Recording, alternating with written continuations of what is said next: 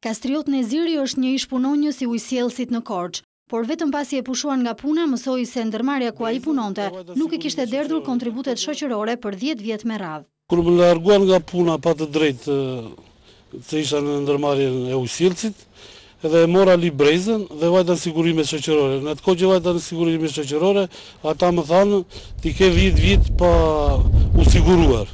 Kur çova librezën për të mbyllur tithja vitet për pension. Por si Kastrioti ka edhe shumë të tjerë. Në këtë dokument të siguruar nga Vision Plus, shihet se janë rreth 90 institucione shtetërore që për vite me radhë nuk kanë shlyer sigurimet shoqërore për punonjësit e tyre. Shuma totale kap shifrën e 40 milion lekëve, gjysma e të cilave i përket ujësjellësit që furnizon fshatrat. Subvencioni i shtetit në këto vite, domethënë për ujësjellësit ka rënë, është në ulje.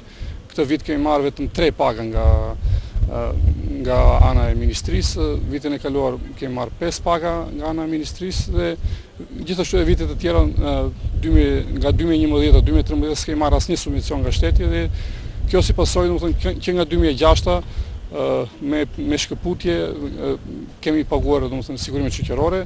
Pjesën ndërmuese e institucioneve me vetë financim, siç ashtu sjellsi fshat Korçë, që zë mbi 60% të gjithë detyrimet e subjekteve buxhetore. Ka qenë vetëm për mungesë fondesh, nga që është ndërmarrje me vetë financim, të ardhurat që ata sigurojnë janë shumë më të ulta se sa shpenzimet dhe mirëmbajtja e rritit. Por si kjo ndërmarrje janë edhe njësër institucionesh të tjera, si Shërbimi Pyjor, Komuna Qendër në Devoll, Dogana Kapshtitsi dhe Komuna Mollas në Kolonjë. Me detyrime të pashlyera rezulton edhe ish kombinati i trikotazhit në qytetin Juglindor, si dhe Dogana Korçë e deri tek shtëpia e foshnjës së këtij qyteti.